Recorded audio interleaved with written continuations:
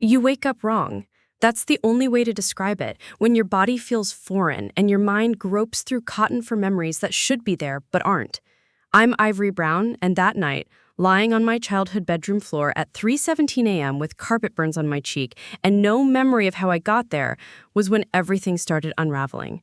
The last thing I remembered was Tyler's celebration dinner. Medical school acceptance letter in hand, golden boy smile wider than the Grand Canyon, our parents practically vibrating with pride. "To our future doctor," Mom had said, raising her wine glass like she was toasting the second coming. Dad's chest puffed with the kind of satisfaction that comes from living vicariously through your perfect child. Before we jump back in, tell us where you're tuning in from. And if this story touches you, make sure you're subscribed, because tomorrow, I've saved something extra special for you.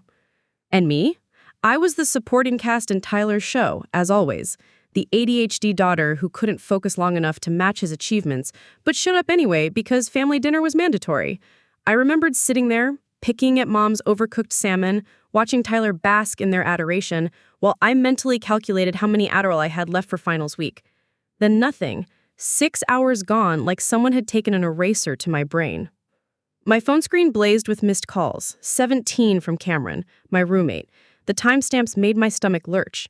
He'd been calling since 9 p.m., when I should have been back at the dorm helping him study for organic chemistry. Instead, I was here, tasting metal and confusion, my mouth dry as desert sand. The bruises came into focus slowly. Purple fingerprints on my left wrist, like someone had grabbed me hard enough to leave impressions. A tender spot on my hip where something had collided with bone. I traced each mark like evidence, my pre-med brain cataloging injuries I couldn't explain. Downstairs, the kitchen gleamed under harsh fluorescent lights. Too clean. Not the comfortable clean of a family that had finished dinner and tidied up. This was surgical. Bleach hung in the air, sharp enough to make my eyes water. Every surface sparkled like someone had scrubbed away secrets along with the dinner dishes. The dishwasher hummed, though I remembered Mom loading it before dessert. The counters were bare except for a single water glass sitting by the sink, still damp. It felt wrong, staged, like walking onto a movie set after the cameras stopped rolling. Tyler's cart wasn't in the driveway. His bedroom door stood open, bed made with military precision, nothing out of place. Even his medical textbooks were stacked in perfect alignment, spines facing out like soldiers at attention. Where had my perfect brother gone at 3 in the morning? I climbed the stairs on legs that felt disconnected from my body, each step a negotiation between muscle and will. My parents' bedroom door was closed, silence seeping from the gap underneath. No snoring from Dad, no restless shifting from Mom, the kind of deep, untroubled sleep that comes easy when your conscience is clear. Mine wasn't. Something fundamental had shifted in those missing hours, some invisible line crossed that I couldn't even identify yet. The house felt different, charged with the same electric tension that comes before thunderstorms. Every shadow seemed deeper, every creak more intentional. Back in my room, I sat on my bed and stared at my reflection in the black window. Dark circles ringed my eyes like bruises, and my usually unruly curls hung limp and lifeless. I looked like someone who'd been hollowed out and poorly reassembled. The medication bottle on my nightstand caught the lamplight. My daily Adderall, the chemical leash that kept my ADHD brain focused enough to navigate pre-med coursework. I shook it, counting pills by sound. The rattle seemed off, different somehow, though I couldn't pinpoint why. Sleep felt impossible, but consciousness wasn't much better. I lay there cataloging questions that had no answers. Why couldn't I remember anything after dessert? Where had Tyler disappeared to? Why did my own home feel like a crime scene? The worst part wasn't the missing time or the unexplained bruises. It was the growing certainty that something deliberate had happened to me, something that required covering up and cleaning away. And the only people who could have answers were sleeping soundly down the hall as if nothing had happened at all. The episodes came like clockwork after that. Sunday brunch, gone. Tuesday family movie night, erased. Each time I'd surface from unconsciousness in strange places.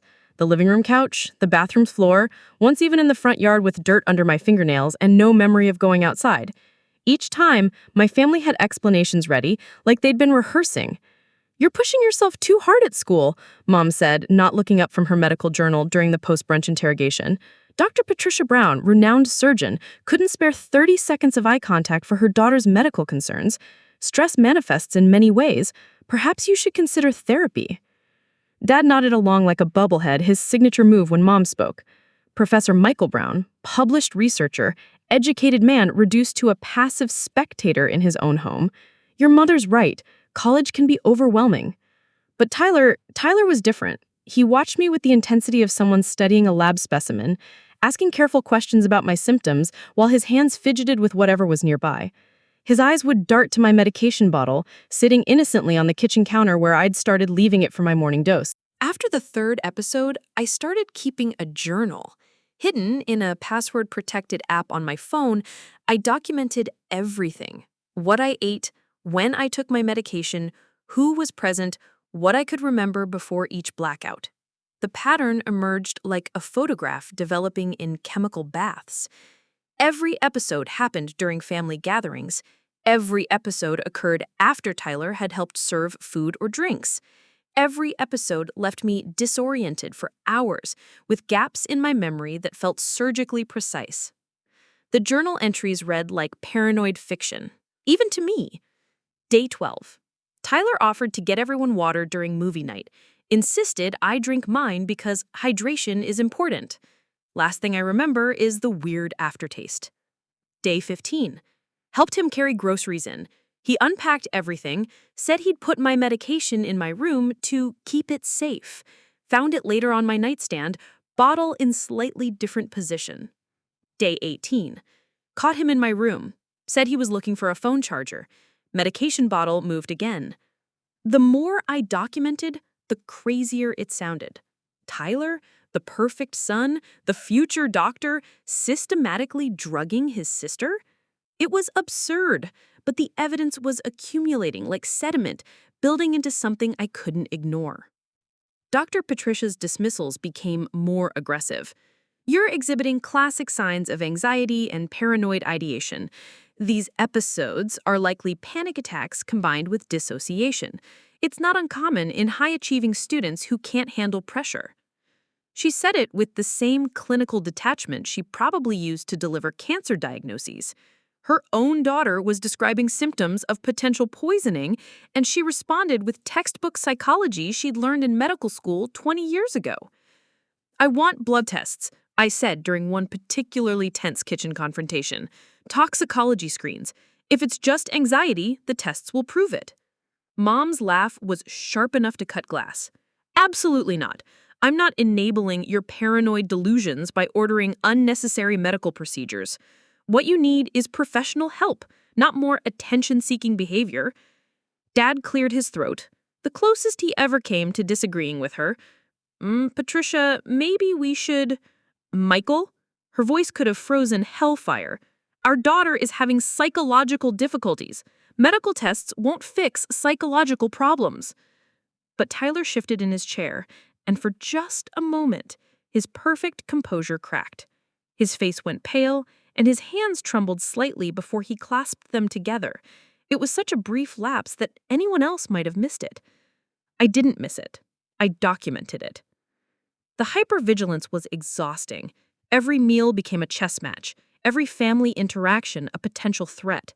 I started timing how long Tyler spent in the kitchen, noting when he touched my food or drinks, watching for the subtle tells that meant another episode was coming. My grades began slipping. Not from the ADHD. Ironically, my focus had never been sharper, but the constant state of alert readiness was burning through my mental resources like a wildfire. Cameron noticed immediately.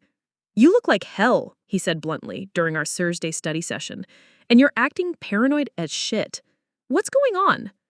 The truth sat in my throat like a stone. How do you tell someone that you think your own brother is drugging you? How do you explain that your mother, a doctor, refuses to help you medically investigate symptoms that could indicate serious poisoning? "Family stuff," I said finally. "Just family stuff." But Cameron's eyes narrowed with the recognition of someone who'd survived his own family dysfunction. "That's not an answer, Ivory, and we both know it." The journal app on my phone felt heavier each day, loaded with observations that pointed toward an impossible conclusion. Either I was losing my mind, developing the kind of paranoid psychosis that destroyed brilliant students, or someone I loved was systematically poisoning me. Both options felt like death sentences, just with different timelines. The conversation with Cameron happened at 2 a.m. on a Tuesday, both of us exhausted from cramming for midterms but too wired to sleep. My dorm room felt like a sanctuary compared to the minefield of home. and Cameron had been my anchor to sanity for months. "I need to tell you something," I said, my voice smaller than I intended, "and you're gonna think I'm losing my mind." Cameron set down his organic chemistry textbook and turned to face me fully, something he only did when conversations were about to get serious. His own family had been a masterclass in emotional warfare, so he recognized the signs of someone drowning in familiar waters. "Try me." I showed him the journal app, scrolling through weeks of documentation, timestamps, symptoms, patterns. The evidence laid out in clinical detail that would have made my mother proud if it hadn't been pointing directly at her family. Cameron read in silence, his expression shifting from skepticism to concern to something that looked like recognition. When he finished, he was quiet for a long moment. "Jesus, Ivory, this looks like benzodiazepine poisoning." The words hit me like electricity. Having a name for it, a medical term that existed in textbooks and case studies, made it real in a way that felt both validating and terrifying. "You believe me?" My voice cracked on the question I'd been afraid to ask. He said, "I've seen this before. Not personally, but my cousin went through something similar with her boyfriend. He was slipping for Xanax to keep her compliant. The symptoms match. Short-term memory loss, motor coordination problems, confusion, extended periods of sleep." You need to see a doctor, Cameron said. Someone who isn't your mother, someone who will actually run the tests. But when I called our family physician the next morning, the receptionist's tone was apologetic but firm. "I'm sorry, but Dr. Williams can't see you without parental consent, since you're still on your parents' insurance. Your mother called and explained that you're experiencing some psychological difficulties. She's recommended you see a therapist instead." The trap was elegant in its simplicity. Dr. Patricia had used her medical credentials and parental authority to cut off my access to independent medical care. Every doctor in her professional network would defer to her judgment about her own daughter's health. "She's isolating you," Cameron said when I reported back. "Classic abuser tactic. Control the narrative, control access to help." The word abuser sat between us like a live wire. I'd been thinking family dysfunction or medical gaslighting, but Cameron had the courage to name what this actually was. "I know someone," he said finally. "Dr. Rachel Martinez at the emergency room. She's young, doesn't know your mother, and she's seen enough domestic cases to recognize the signs. Emergency rooms can't turn patients away." Dr. Martinez looked exactly like someone who'd fought her own battles against being dismissed. Young enough to remember what it felt like to have older colleagues discount her opinions, experienced enough to trust her instincts when something felt wrong. I sat in the ER examination room at 10 p.m., my journal app open on my phone, explaining symptoms that sounded insane even to me. Dr. Martinez listened without interrupting, taking notes in handwriting that was surprisingly neat for a doctor. "Have you brought any of your medication with you?" she asked. I handed over my Adderall bottle, the one I'd been guarding like state secrets. She examined it carefully, shaking it slightly, even opening it to look at the pills inside. "These look normal, but that doesn't mean much. Someone could be replacing your medication with something else, or adding something to your food or drinks directly." She looked up at me with eyes that held no judgment, only clinical concern. "I'm going to run a comprehensive toxicology screen. It'll take a few hours for results, but if someone is drugging you, we'll find evidence." The blood draw felt like drawing a line in the sand. No matter what the results showed, there would be no going back to pretending everything was normal. Either I was mentally ill, or someone in my family was poisoning me. Both truths would reshape everything. "Ivory," Dr. Martinez said as the nurse labeled my blood samples, "I want you to know that I believe you. Your symptoms are consistent with benzodiazepine poisoning, and your documentation is remarkably thorough. Whatever these tests show, you did the right thing by seeking help." I cried then, the kind of ugly sobbing that comes from months of gaslighting and self-doubt, finally meeting someone who took you seriously. Cameron squeezed my hand while Dr. Martinez explained what would happen next, how long tests would take, when to follow up, what legal options might be available if the results confirmed poisoning. For the first time in months, I felt like I wasn't fighting alone. The evidence was being collected by professionals now, processed in laboratories that couldn't be influenced by family reputation or medical politics. The truth, whenever it was, would have a paper trail that couldn't be dismissed or explained away. As we left the hospital, Cameron's arm around my shoulders, I felt something I hadn't experienced since this nightmare began. Hope. Not the naive hope of someone who believed everything would work out fine, but the grimmer hope of someone who finally had allies in a war she'd been fighting solo. Tomorrow there would be answers, and answers, even terrible ones, were better than the endless questions that had been eating me alive for months. The blood tests would prove I wasn't crazy, or they would prove I was. Either way, the waiting was almost over. The plan felt like something out of a spy thriller, except the stakes were my sanity and possibly my life. Cameron had helped me order a tiny wireless camera online, the kind marketed to paranoid parents who wanted to watch their nannies. We'd spent hours figuring out angles, battery life, and how to hide it in my childhood bedroom without anyone noticing. Tyler's next visit home was scheduled for Friday night. Another celebration dinner, this time for his clinical rotation placement at the prestigious university hospital. Mom had been cooking all day, the house thick with the smell of her famous pot roast and the anticipation of another evening worshiping at the altar of Tyler's achievements. I set up the bedroom camera first, tucked behind a stack of old textbooks on my bookshelf with a clear view of my bed. My phone was positioned on the dining room windowsill, video recording and seemingly forgotten, after I had accidentally left it there while showing Tyler some photos from campus. The family dinner unfolded like a play I'd seen too many times. Tyler regaling everyone with stories from medical school, Mom hanging on every word like gospel, Dad nodding and asking the kind of softball questions that let Tyler elaborate further. I played my part perfectly, the supportive little sister, appropriately impressed but not competing for attention. "You look tired, Ivory," Tyler said as Mom served dessert. "Are you staying hydrated? I'll get you some water." There it was, the same offer he'd made before every episode, delivered with the kind of concerned authority that made refusing seem ungrateful. My pulse hammered against my throat as I watched him disappear into the kitchen. He returned with a tall glass of ice water, condensation already beating on the sides. "Drink up. Doctor's orders," he said with that golden boy smile that had charmed teachers, professors, and our parents for years. I took the glass, noting how his fingers gripped it slightly too long during the handoff, how his eyes tracked my movements as I lifted it to my lips. The water tasted normal, cold, slightly metallic from our old pipes, but there was something else, a faint bitterness that might have been imagination or might have been evidence.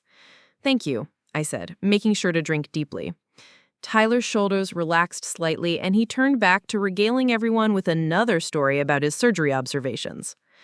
The drowsiness hit about 40 minutes later, creeping up like fog rolling in from the ocean. My eyelids felt weighted, my thoughts turning sluggish and disconnected.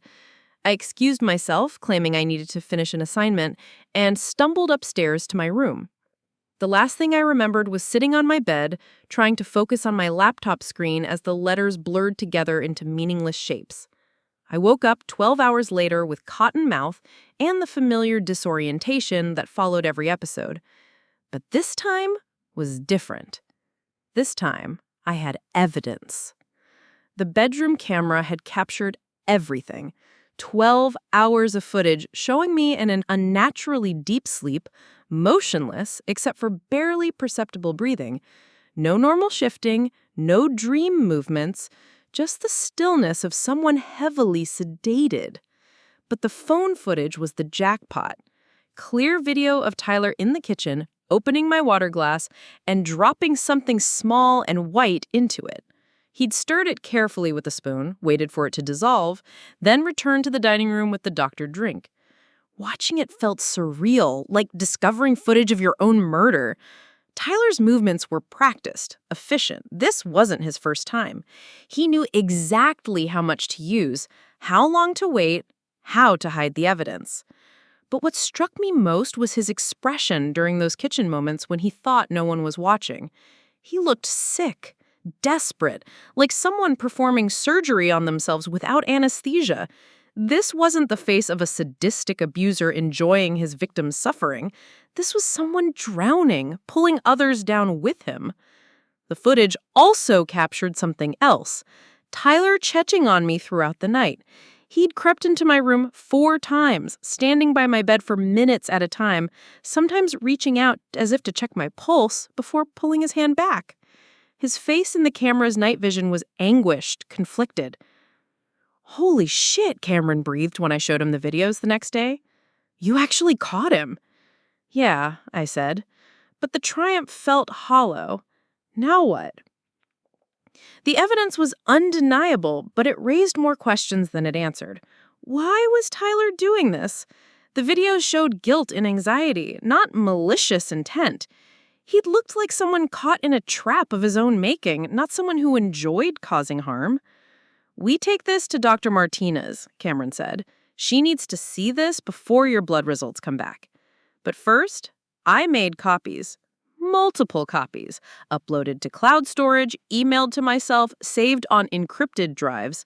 If this evidence disappeared, if my family tried to destroy it, there would be backups they couldn't reach. Preparing and narrating the story took us a lot of time, so if you are enjoying it, subscribe to our channel. It means a lot to us. Now, back to the story. As I prepared to confront the medical system with proof of deliberate poisoning, one thought kept circling through my mind. Tyler had looked more terrified than I felt. Whatever was driving him to drug his own sister, it wasn't simple cruelty. It was desperation. And desperate people did desperate things. The question was, what was he so desperate to hide? Dr. Martinez's face shifted from professional concern to something harder as she reviewed my videos. We sat in a private consultation room at the emergency department, the fluorescent lights making everything feel stark and clinical. "This is clear evidence of deliberate poisoning," she said, her voice carefully controlled. "The substance appears to be a benzodiazepine tablet, probably lorazepam or similar, combined with your blood work results." She pulled up my toxicology screen on her computer, numbers and chemical names that meant nothing to me but everything to her. Lorazepam, significant levels, consistent with repeated dosing over several weeks. You've been systematically drugged, Ivory. This isn't anxiety or stress. This is assault. The word hung between us like a verdict. Assault. Not family dysfunction or sibling rivalry, but actual criminal behavior that had a name in legal statutes and carried prison sentences.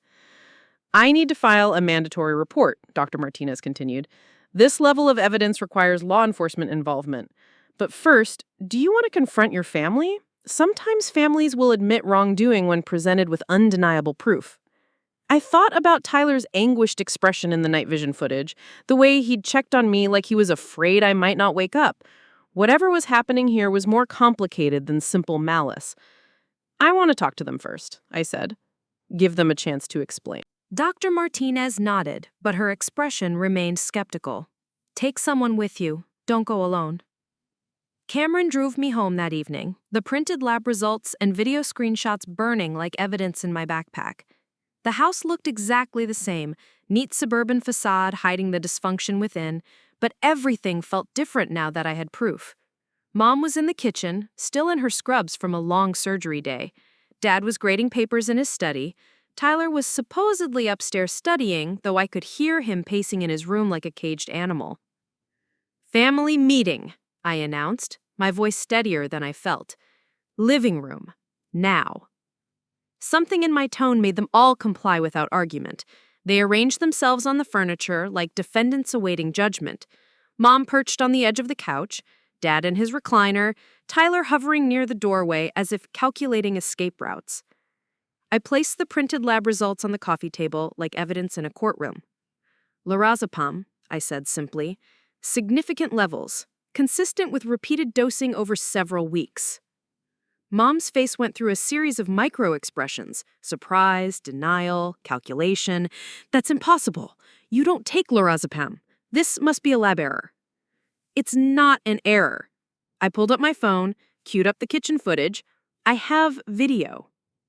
Tyler's face went white as his image appeared on my phone screen, clear as daylight, dropping something into my water glass. The room fell silent except for the damning audio of tablet dissolving in water. "This is," Mom started, then stopped. For the first time in my life, Dr. Patricia Brown was speechless. Dad leaned forward, studying the video with the same intensity he brought to research papers. "Tyler," he said quietly, "what is this?" But Tyler wasn't looking at any of us. He was staring at his hands, chest rising and falling in rapid, shallow breaths.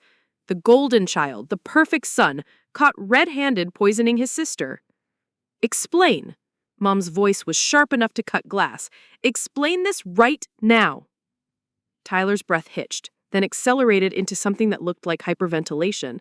I can't do this anymore. I can't keep..." "Tyler," Dad's voice, firmer than I'd ever heard it. "What have you done?" "You fabricated this," Mom said suddenly, turning on me with desperate fury. "Deepfake technology, photo manipulation. You're having a psychotic break and you've created elaborate evidence to support your delusions." The accusation was so absurd, so clinically desperate, that I almost laughed. "Mom, listen to yourself. You think I have the technical skills to fake medical lab results from the hospital where you have privileges? I think you're seriously mentally ill and need immediate psychiatric intervention," she shot back. "I'm calling Dr. Hensworth for an emergency commitment evaluation." "Patricia," Dad's voice cut through her panic. "Look at Tyler."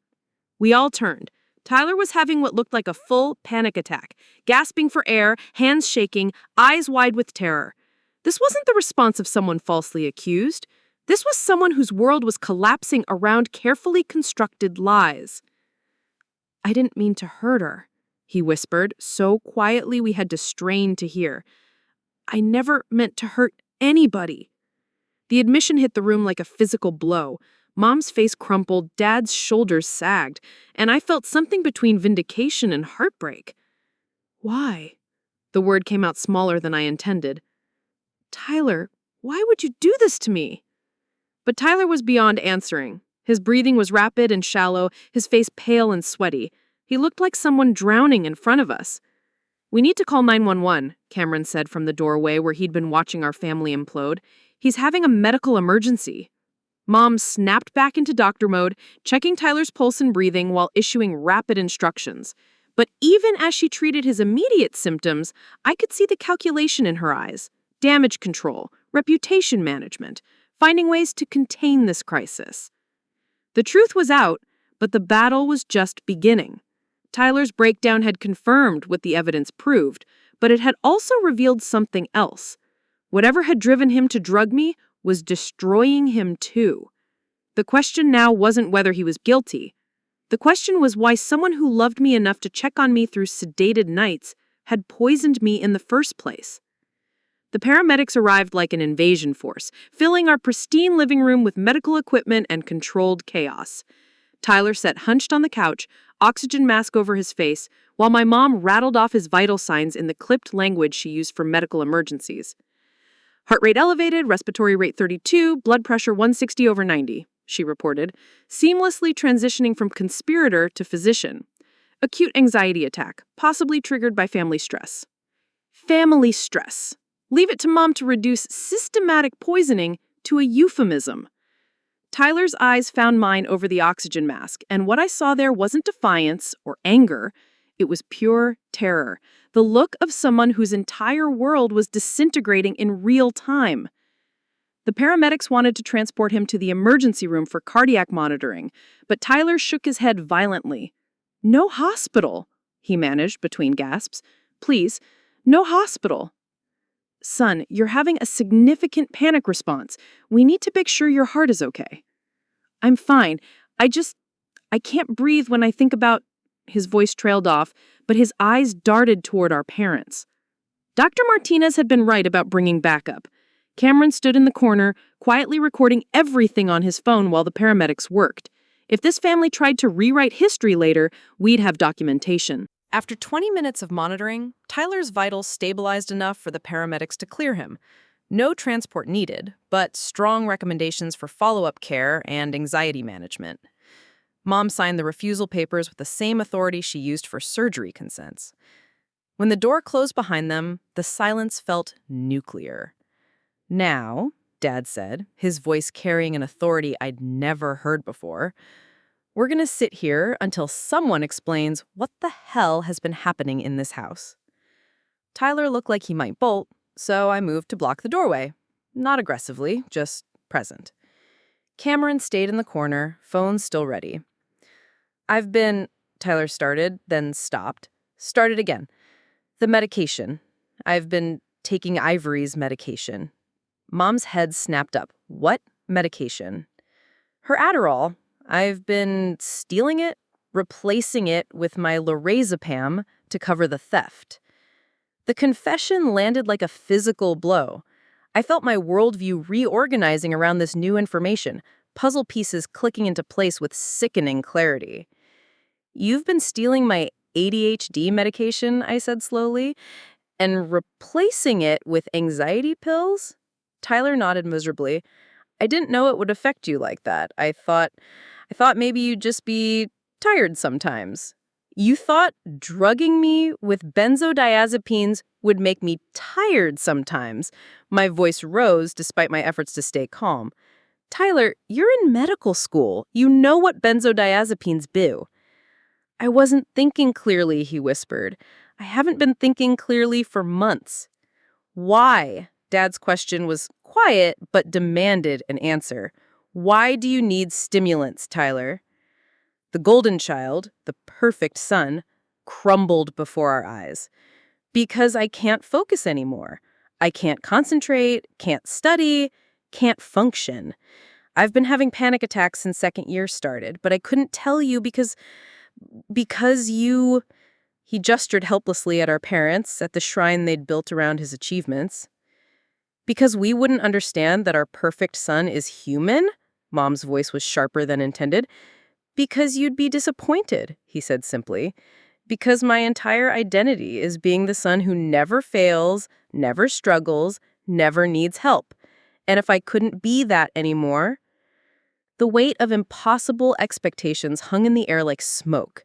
Tyler had been drowning in the same perfectionist system that had labeled me the problem child, but his response had been to drag me down with him. "So you decided to steal medication prescribed for my diagnosed condition to manage your undiagnosed condition while systematically poisoning me to cover your tracks." Tyler winced at the clinical summary. "When you put it like that, that's what happened, Tyler. That's literally what you did to me for months." "I know," his voice broke. "I know, and I hate myself for it. I check on you every night because I'm terrified you won't wake up. I research drug interactions obsessively. I've been keeping detailed notes about dosages and timing because I'm scared I might accidentally..." "Kill me," I finished. "You're scared you might accidentally kill me while deliberately poisoning me." The contradiction would have been funny if it weren't for devastating. Tyler had been meticulous about my safety while systematically destroying my health, the kind of mental gymnastics that only desperation could maintain. "I need help," he said finally. "I've needed help for months, but I couldn't admit it because admitting it meant admitting I'm not the son you wanted." Mom and Dad exchanged a look that carried 22 years of parenting weight. All those report cards celebrated, achievements displayed, impossible standards maintained. They'd created a golden child so fragile that he'd rather poison his sister than disappoint them. "Tyler," Mom said quietly, "you're our son no matter what. Mental health struggles don't change that." "Don't they?" Tyler's laugh was bitter. "When's the last time either of you talked about Ivory's achievements? When's the last time you celebrated something she did instead of something she couldn't do because of her ADHD?" The accusation hung there, impossible to deny because it was true. I'd been the broken child needing fixing, while Tyler was the success story worth bragging about. The pressure that had crushed him had also made my struggles invisible. "We're all going to therapy," Dad announced suddenly, "as a family. And Tyler, you're taking medical leave until you get proper treatment." Tyler looked like he might argue, then nodded. The fight had gone out of him, leaving behind someone who looked young and scared and desperately in need of the help he'd been too proud to ask for. But as I watched my family begin to process the wreckage of our dysfunction, one thought kept circling through my mind. Tyler's desperation had nearly destroyed us both, but it had also revealed something. We all had been quietly unhappy for a long time. We'd just been better at hiding it from each other than from ourselves. The knock on our door came at 8 p.m. sharp, 3 days after Tyler's breakdown. None of us were expecting visitors, but when Dad opened the door, Aunt Diane stood there like a ghost from our family's carefully buried past. "Hello, Michael," she said, her voice carrying the weight of 7 years of forced estrangement. "I think it's time we had a conversation." Mom appeared in the hallway, her face cycling through shock, anger, and calculation in rapid succession. "Diane, how did you—" "Cameron called me," Aunt Diane said simply, stepping into our foyer without invitation. "Smart boy. Knew this family needed an intervention from someone who actually gives a damn about these kids." Diane looked exactly like Mom, but softer somehow, as if the years of separation had allowed her to retain the warmth that medical school and surgical training had burned out of her sister. She hugged me fiercely, the kind of embrace that said she'd been worried about me for years. "You look tired, sweetheart," she murmured against my hair. "But you look alive, which is more than I expected after what Cameron told me." Tyler emerged from his room, drawn by voices he probably thought he'd never hear again. Diane's expression shifted when she saw him. Not anger, but profound sadness. "Oh, honey," she said, reaching for him. "Look what they've done to you." The pronoun landed like an accusation. Not what you've done, but what they've done. As if Tyler's breakdown was the inevitable result of forces beyond his control. "Diane, you have no right," Mom started. "I have every right," Diane interrupted, her teacher's voice cutting through Mom's authority like it was nothing. "I'm their aunt. I love them, and I've been watching this family destroy itself from a distance for 7 years because you couldn't handle someone questioning your parenting methods." We migrated to the living room, the same space where Tyler had confessed to poisoning me, now hosting a different kind of reckoning. Diane sat between Tyler and me on the couch, a physical barrier between us and our parents. "Tell them," she said to Mom, "about why you really cut me out of their lives." Mom's jaw tightened. "You undermined our authority. You told the children they didn't have to be perfect. I told them they were loved unconditionally. I told them that grades and achievements don't determine human worth, and you panicked because you thought that meant they'd stop trying." She turned to Tyler and me, her voice gentler. "Your mother grew up in a house where love was earned through performance.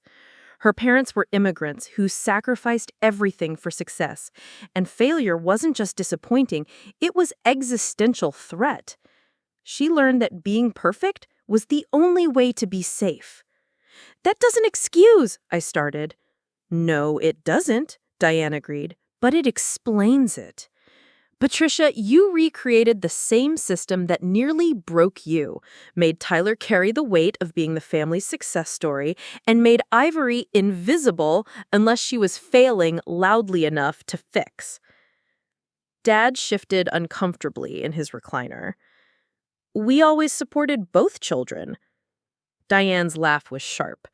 "Michael, when's the last time you had a conversation with either of your kids about something other than their grades or Tyler's achievements? When did you last ask Ivory about her interests, her friends, her dreams that don't involve proving she's not broken?" The silence stretched long enough to prove her point. "I tried to intervene when they were younger. I saw Tyler developing anxiety around failure. I saw Ivory retreating into herself because nothing she did was ever celebrated the way Tyler's accomplishments were. I tried to talk to you both about balance, about unconditional love, about letting them be human, and you told me to mind my own business," Mom said quietly.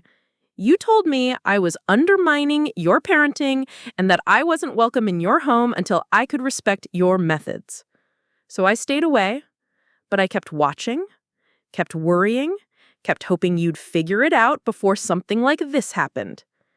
Tyler's voice was small when he spoke. You knew I was struggling?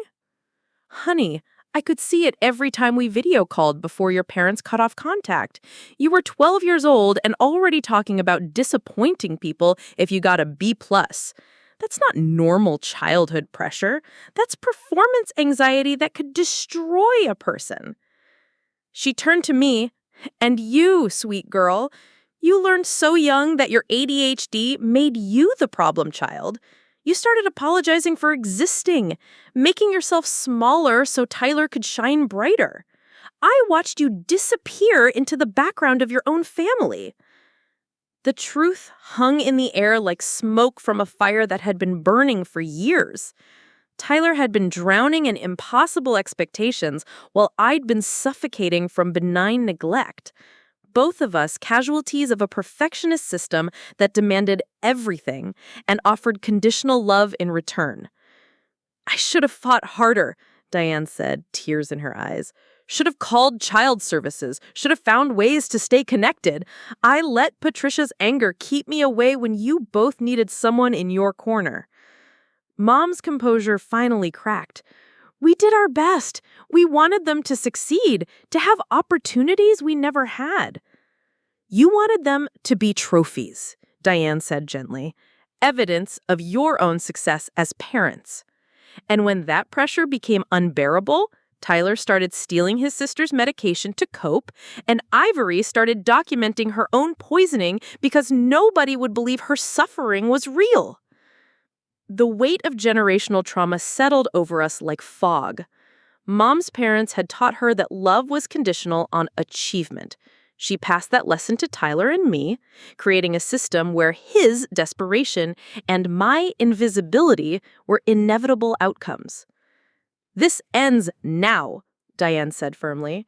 Tyler needs professional help, real therapy, not just crisis management. Ivory needs a family that sees her as more than Tyler's struggling sister, and you two need to face the fact that your parenting methods nearly killed both your children. Tyler looked up at that, surprised. You think systematic drug theft and poison administration was going to end well? Diane asked him. You think Ivory's symptoms weren't going to escalate? You were both on a collision course with tragedy because this family couldn't handle imperfection. For the first time in years, our living room felt like it contained actual family members instead of performers playing roles. Messy, broken, human family members who needed help instead of applause. What do we do now? I asked. Diane smiled, the first genuine warmth our house had seen in months. Now we start over, with truth instead of performance, with help instead of hiding, and with love that doesn't come with conditions attached. Dr. Martinez had warned me that truth has its own momentum, and she was right. Once the mandatory reporting was filed, the machinery of justice ground forward whether our family was ready or not. Detective Lisa Thompson arrived on a gray Tuesday morning, her presence transforming our kitchen into an interview room. She was smaller than I'd expected, with prematurely silver hair and the kind of steady gaze that suggested she'd seen every variation of family dysfunction and wasn't easily shocked. I've reviewed the medical reports and video evidence, she said, spreading files across our kitchen table like tarot cards revealing our future.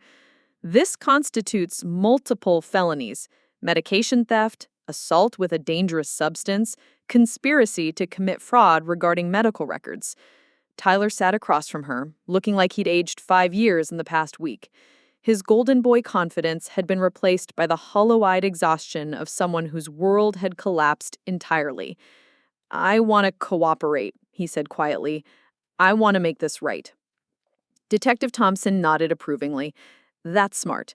The evidence against you is overwhelming. Your best option is full disclosure and genuine remorse. She turned to me. Ivory, the district attorney will likely offer a plea deal in exchange for Tyler's cooperation and testimony about the family dynamics that contributed to this situation. But you need to understand, this is criminal court now. Your family's reputation, your brother's medical school career, your mother's professional standing, all of that becomes secondary to justice. The weight of consequences hit like a physical blow. Tyler's face crumpled as the reality sank in. Medical school expulsion, criminal record, the complete destruction of the perfect future our parents had invested everything in creating. But Detective Thompson wasn't finished. Dr. Brown, there's also the matter of your professional conduct. Mom's face went pale. What do you mean? You're a licensed physician who refused to order appropriate medical tests for your daughter despite clear symptoms of poisoning. You actively interfered with her attempts to seek independent medical care. The state medical board will be reviewing your license. The word license hung in the air like a death sentence. Mom's entire identity was built around being Dr. Patricia Brown, renowned surgeon. Without her medical license, she was just a woman who'd failed to protect her own daughter. I was trying to prevent unnecessary panic. I thought it was psychological. You thought wrong, and your medical training means you should have known better. A reasonable physician would have ordered blood work immediately upon hearing these symptoms. Dad cleared his throat nervously. What about the university? Will this affect my position? Detective Thompson consulted her notes. Probably not directly, unless the investigation reveals you had knowledge of the poisoning and failed to report it. But Professor Brown, your daughter was being systematically drugged in your home for months. You noticed nothing, questioned nothing, supported nothing. That's going to raise questions about your judgment and awareness. The dominoes were falling in sequence, each consequence triggering the next. Tyler's medical career destroyed before it began, Mom's surgical practice under investigation, Dad's academic reputation tainted by association. The perfect family facade crumbling into criminal court proceedings and professional reviews. The media is going to pick this up, Detective Thompson warned. Medical family, poisoning scandal, privileged students at prestigious university. This has all the elements of a story that runs for weeks. I thought about the YouTube videos I'd watched. Families destroyed by public exposure of their private dysfunction. Our carefully curated image of success was about to become a cautionary tale shared by strangers on social media. But alongside the devastation, something else was happening. Tyler was in therapy twice a week, finally receiving treatment for the anxiety that had driven him to desperate measures. Mom was seeing her own therapist, beginning to unpack the generational trauma Aunt Diane had identified. Dad was attempting actual conversations with his children instead of performance reviews. There's something else, Detective Thompson said, her voice softer. The hospital where your mother has privileges is requiring her to complete additional training on recognizing domestic abuse and family violence. Apparently, this case has highlighted some gaps in their protocols. The irony was bitter. Mom's failure to recognize her own daughter's poisoning would now be used to train other medical professionals to do better. Her professional destruction was becoming educational material for preventing similar cases. What about treatment programs? Aunt Diane asked. She'd become our unofficial family advocate, attending meetings and asking questions none of us had the clarity to formulate. Tyler will be required to complete intensive therapy and substance abuse counseling as part of any plea agreement, Detective Thompson explained. The court recognizes that his actions stemmed from untreated mental health issues, but that doesn't excuse the harm caused. Tyler nodded, accepting responsibility with the same thoroughness he'd once applied to medical studies. I deserve whatever consequences come. I just want Ivory to be safe and healthy. Speaking of which, Detective Thompson turned to me, you'll need ongoing medical monitoring. Benzodiazepine withdrawal, even from involuntary use, can have lasting effects. The court will likely order Tyler to pay for your medical expenses as part of restitution. The meeting lasted 3 hours, mapping out a future none of us had imagined. Court dates, therapy appointments, professional reviews, media management. Our family calendar, once filled with Tyler's achievements and my medical appointments, was now dominated by legal obligations and mental health interventions. As Detective Thompson packed up her files, she paused at the door. I've seen families recover from worse than this, but it takes absolute honesty, professional help, and genuine commitment to change. The legal system can impose consequences, but healing, that's up to you. After she left, we sat in our kitchen, surrounded by the debris of our former lives. Tyler's medical school acceptance letter was still pinned to the refrigerator, now a monument to dreams that would never be realized. "I'm sorry," Tyler said finally, "for all of it, for what I did to you, for what I've done to this family." "I know, but sorry doesn't undo months of poisoning, Tyler. Sorry is just the beginning." The legal machinery would grind on, imposing justice whether we cooperated or not. But the harder work, rebuilding trust, healing trauma, learning to love each other without conditions, that would take much longer than any court proceeding. The family therapy session felt like a surgical procedure performed without anesthesia. Dr. Sarah Chen, no relation, thank God, had a reputation for not tolerating bullshit, which was exactly what Judge Morrison had ordered when he mandated our counseling. Her office was designed for dysfunction: tissues strategically placed, comfortable chairs that couldn't be thrown, soundproofing that kept family explosions private. We'd been meeting weekly for a month, circling around truth like sharks around blood. "Today, we're going to talk about accountability," Dr. Chen announced, her voice carrying the authority of someone who'd mediated countless family disasters. Not blame, not justification, accountability. "Tyler, let's start with you." Tyler had lost 20 pounds since his arrest, his golden boy appearance replaced by the hollow-eyed look of someone rebuilding himself from scratch. Medical school was a closed door, but he'd enrolled in intensive therapy and was working part-time at a clinic for anxiety disorders. "I poisoned my sister," he said, his voice steady but hollow. "For months, I stole her medication and replaced it with my anxiety pills, causing her to experience dangerous sedation while lying to everyone about what was happening." Dr. Chen nodded. "Why?" "Because I was having panic attacks and couldn't focus without stimulants, but I was too afraid of disappointing my parents to ask for help, so I decided Ivory's health was less important than my reputation." The clinical language was Tyler's new way of processing trauma, medical terminology creating distance from emotional devastation. But the admission was complete, no hedging or qualification. "How do you think your actions affected Ivory?" Tyler looked at me directly for the first time in weeks. I made her question her own sanity. I violated her bodily autonomy. I could have killed her through accidental overdose or dangerous interactions.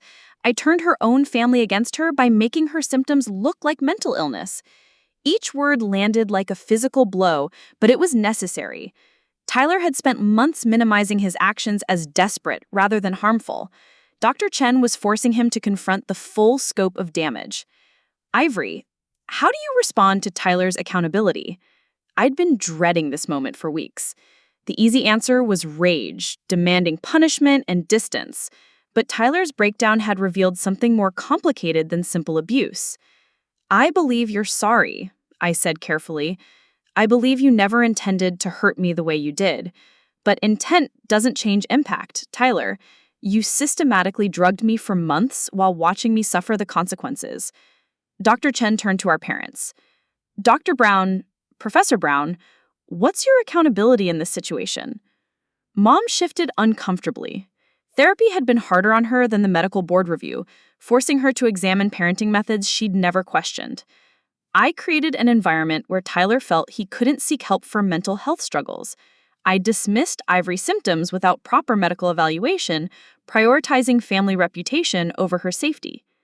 And Mom's composure cracked slightly. I failed both my children by making love conditional on performance. I taught Tyler that anxiety was weakness, and Ivory that her ADHD made her less valuable. I was so focused on raising successful children that I forgot to raise healthy ones. Dad's accountability was quieter, but no less devastating. I enabled Patricia's parenting methods through passivity. I witnessed both children struggling and chose silence over intervention. I prioritized conflict avoidance over protecting my kids. Dr. Chen made notes, her expression neutral. Now comes the difficult part. Forgiveness isn't the goal here, accountability is. But moving forward requires decisions about relationship boundaries. She turned to me. "Ivory, what do you need from your family to feel safe?" the question I'd been avoiding for months. What did I need? Tyler in prison? Parents groveling indefinitely? The family dissolved entirely? I need Tyler to continue therapy and prove through actions that he's changed, I said slowly. I need Mom to complete her professional remediation and demonstrate that she can prioritize my health over family image. I need Dad to find his voice and use it to protect us instead of avoiding conflict. And if they do those things, then maybe we can rebuild something. Not the family we were. That family nearly killed us both. But something healthier, more honest. Tyler leaned forward. What if I can't handle medical school pressure without stimulants? What if I'm not built for the career I've planned my whole life around? The question revealed the core fear beneath his breakdown. Without medical school, without the golden child identity, who was Tyler Brown? Then you find a different path, Dr. Chen said simply. Careers can change. Identity built on external achievement is fragile. Identity built on character and relationships is sustainable. Mom spoke up suddenly. I've been thinking about reducing my surgery schedule, focusing on teaching, maybe consulting work that doesn't require 60-hour weeks. The admission shocked us all. Dr. Patricia Brown, whose entire identity was built on surgical excellence, considering stepping back from the operating room. Why? I asked. Because I missed everything, she said, tears in her eyes. I was so busy being a surgeon that I forgot how to be a mother. I want to learn how to love you both without needing you to be perfect. Dad cleared his throat. I've requested sabbatical for next semester. Want to focus on family therapy and actually getting to know my children as people instead of academic projects. The session ended with homework assignments. Boundary setting exercises, communication practice, individual therapy goals. No magical healing, no instant forgiveness, just the slow work of rebuilding trust, one conversation at a time. As we walked to our cars, Tyler touched my arm gently. Ivory, I know I don't deserve forgiveness, but I want you to know checking on you those nights wasn't guilt management. I was terrified I'd lose you. You're the only person who ever saw me as more than my achievements. The admission hit harder than his apologies. Tyler had been drowning in perfectionist expectations, but somewhere in his desperation, he'd recognized that I was the only family member who'd loved him unconditionally. I never stopped loving you, I said quietly. But love and trust are different things. Trust has to be rebuilt through actions, not words.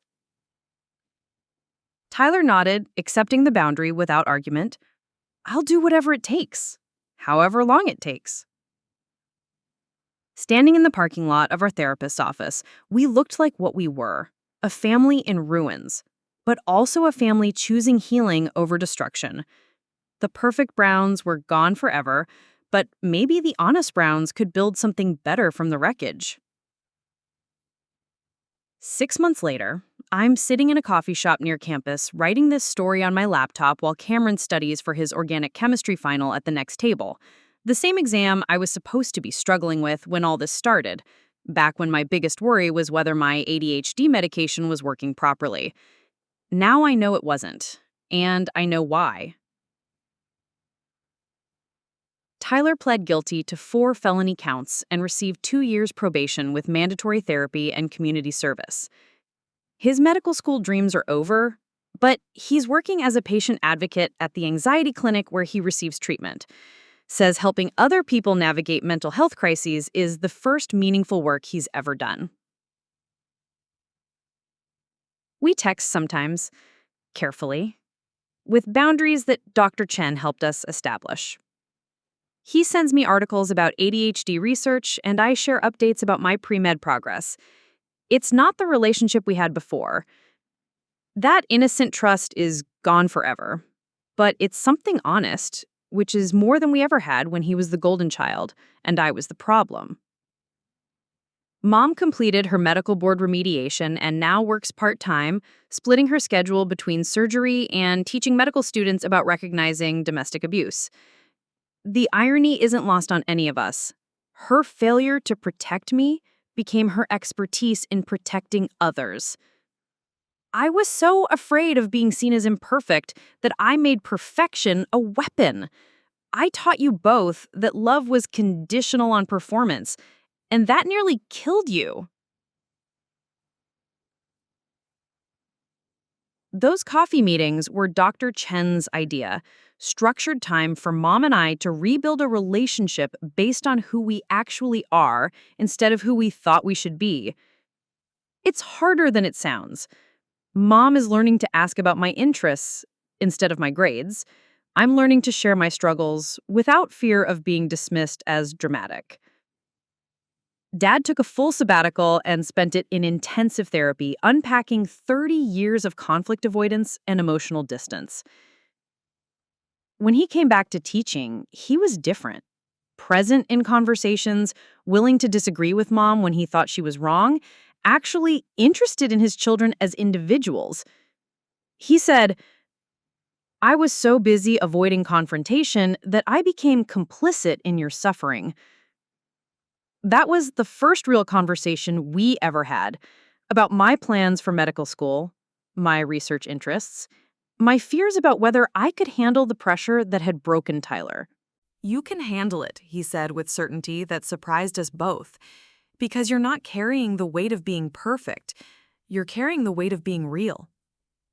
The legal consequences rippled out in ways we hadn't expected. 3 other families in our social circle quietly reached out for therapy referrals after our case became public. Apparently, our dysfunction hadn't been as hidden as we thought, and our willingness to seek help had given others permission to address their own toxic patterns. The university implemented new protocols for identifying students in mental health crises after Tyler's case revealed how easy it was for high-achieving students to hide their struggles. The pre-med program now requires regular check-ins with counseling services, and academic pressure is openly discussed as a health risk, not a motivational tool. Aunt Diane moved back to town and bought a house 3 miles from ours. She's become the family member who shows up to everything, not with judgment or advice, but with the steady presence of someone who loves us without needing us to earn it. Families can heal, she told me last week while helping me prepare for my MCAT. But only if they're willing to admit how broken they were. Your parents are finally doing that work.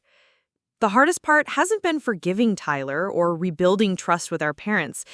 It's been learning to exist in a family where love isn't conditional on achievement, where struggles are met with support instead of disappointment, where being human is allowed, even encouraged. My ADHD isn't the family shame anymore. It's just a neurological difference that requires accommodation and understanding. Tyler's anxiety isn't a weakness that threatens the family image. It's a medical condition that requires ongoing treatment.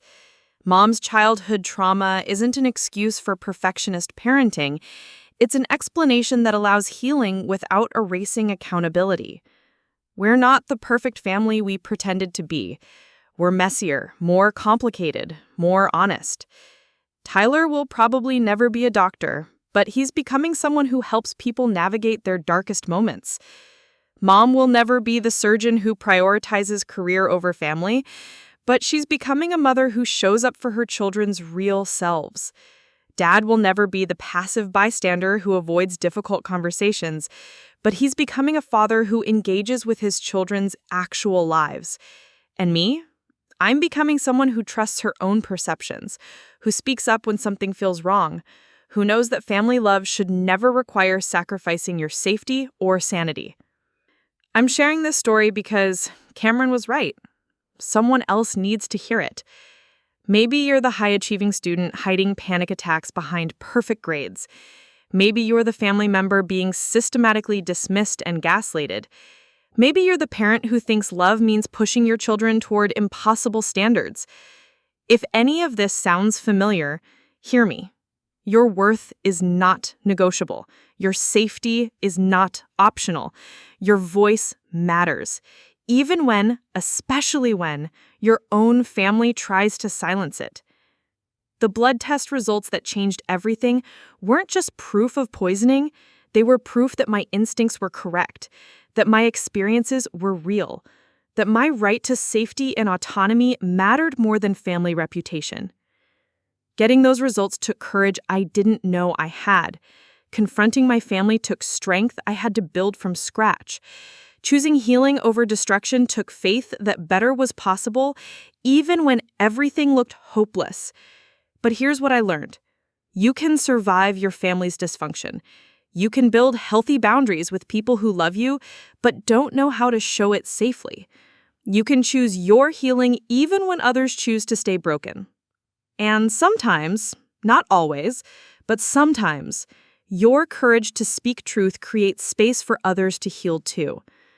The perfect Browns are gone forever. We buried them in family therapy sessions and legal proceedings in the slow, painful work of becoming real. But the honest Browns? We're still here, still learning, still choosing truth over image and health over reputation, still proving that survival is possible, that healing is possible, that families can change if they're willing to do the work. That's the real ending to the story. Not perfect resolution or magical forgiveness, but the ongoing choice to build something better from the wreckage of what came before. Because you cannot stay where you were never really safe, but you can choose where you go next. And if you've made it this far in my story, if something in these words resonated with your own experience of family dysfunction or systematic dismissal or the courage required to speak uncomfortable truths, tell me in the comments. Share your story. Choose your voice. Because maybe, just maybe, your truth is exactly what someone else needs to hear to find their own courage to breathe again. The conversation doesn't end here. It begins here, with your voice, with your truth, with your choice to believe that you deserve better than what broke you. Because you do. And I hope my story helps you believe that too. Up next, you've got 2 more standout stories right on your screen. If this one hit the mark, you won't want to pass these up. Just click and check them out. And don't forget to subscribe and turn on the notification bell so you don't miss any upload from us.